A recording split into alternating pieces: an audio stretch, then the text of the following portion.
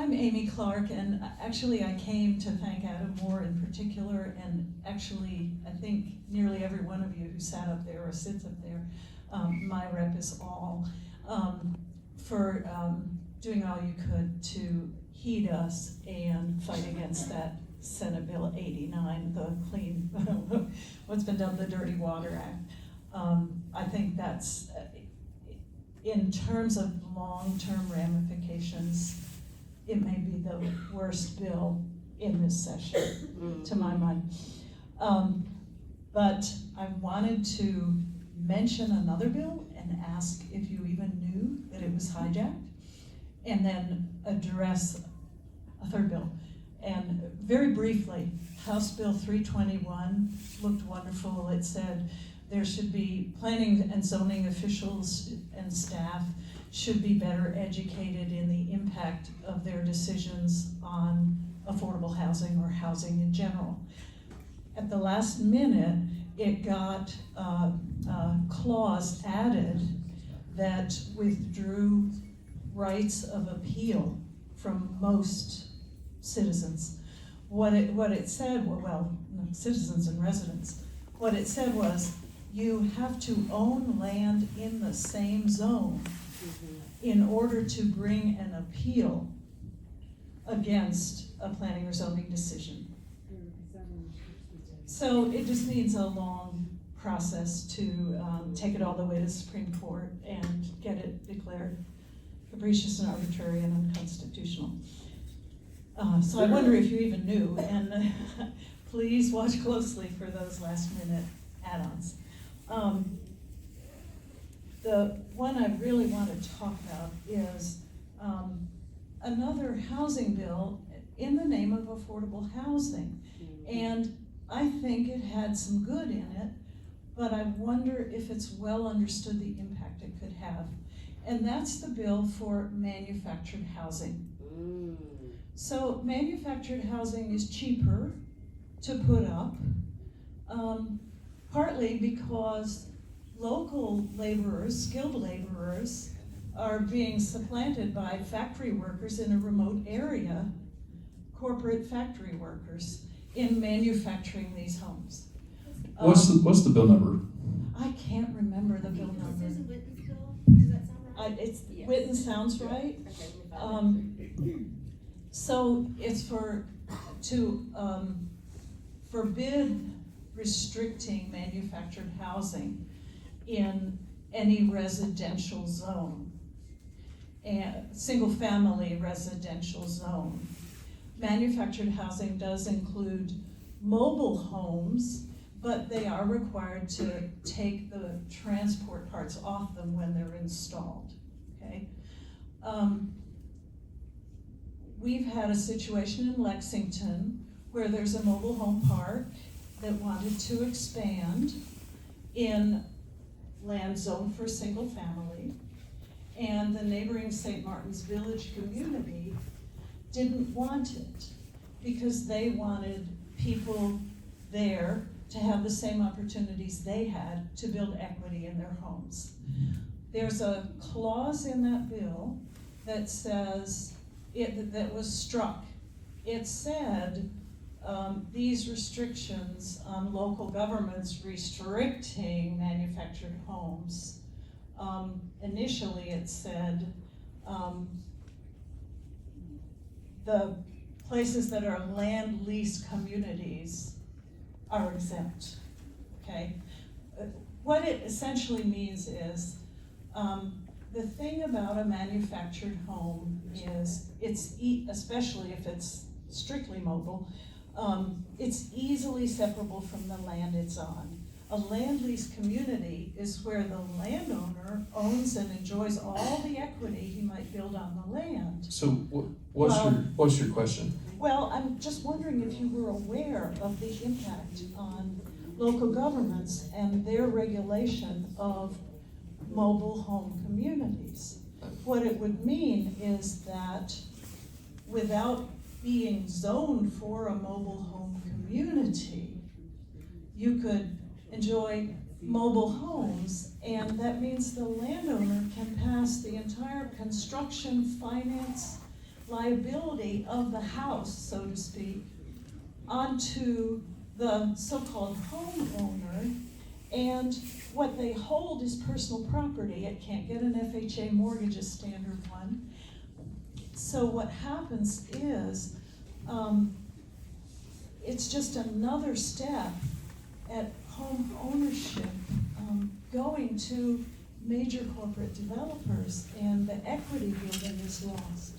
So I wonder if you had thought carefully about it, and if there's anything further steps that can be taken. It did pass.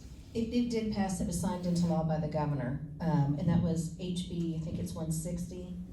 That sounds just right, yes. Yeah, HB 160, and it was Susan Witten's bill. And it requires manufactured homes to be on a permanent foundation.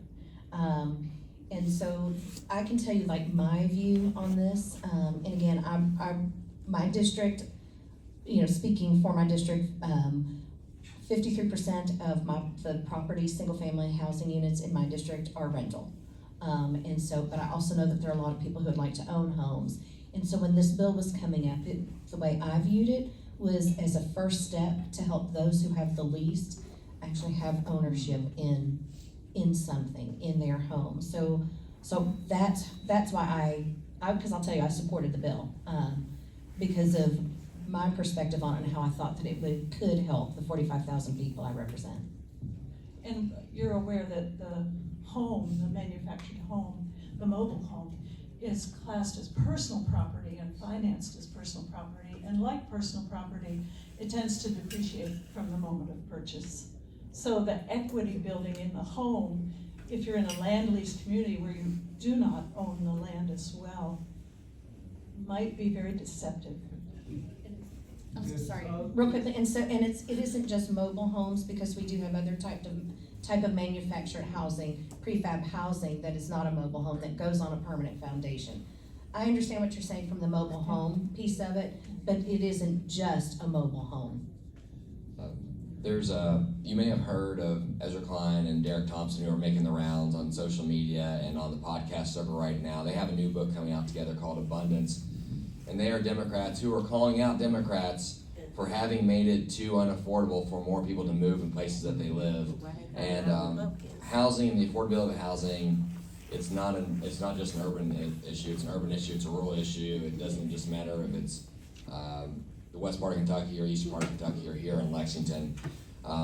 We're over 200,000 units short in the state of Kentucky, and it's getting worse because there are more people who need a place to live than there are people who are building places to live. And I want to kind of echo what Adrielle said, is that this is, I think, a step towards people being able to live in the communities that they want to live in. I live in a relatively nicer area of Lexington. I'm in a very middle-class neighborhood, but there are nicer neighborhoods around us, and I want people to be able to stay there. I want more people to be able to live there, but there is a NIMBYism there that wants to keep others out because they realize how special that area is. And if I can afford a plot of land and to put a manufactured home on there as opposed to building a home that costs an extra $300,000, that might enable me to then live in this part of Lexington that I love and cherish. And so, like Adrielle, I voted for this, recognizing that we have an incredible need, not just in Lexington, but across the state, for people to be able to afford a home in the place that they want to live. And this has the opportunity to be a positive step in that direction. Yes, sir. I also voted for it with slightly different reasoning. So first of all, the manufactured housing are still subject to local planning and zoning rules. So I felt like that gave our neighborhoods a little bit of protection as far as design goes. Secondly, before I got divorced, I owned a farm, and we were looking at building an office there. And we actually, at the recommendation of the contractor we were going to use to build it from scratch, he recommended that we look at some of the pre-manufactured homes, that they were better, more affordable than what he could do on that budget. Looked very seriously at them, and they are built on, the one that we looked at was built on a regular foundation. It was very nice. We did not end up going forward because we got divorced. But the manufactured housing, to Adam and Adrielle's point, it's not all the the trailers that we think of anymore. And so I think also as we were looking at disaster recovery, the ability to get things up quickly was more important to me for moving forward. Was the bill perfect? Absolutely not. And I don't think there's a substitute for people who are in mobile homes to be able to build that equity, to your point, but I did feel like this was better than not moving forward with it. It's really the land lease community provision.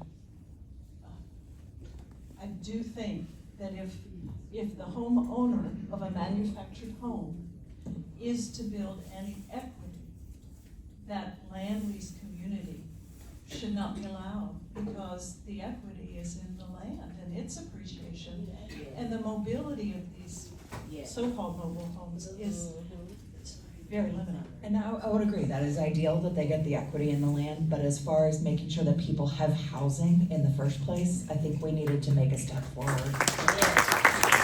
Next question, last question.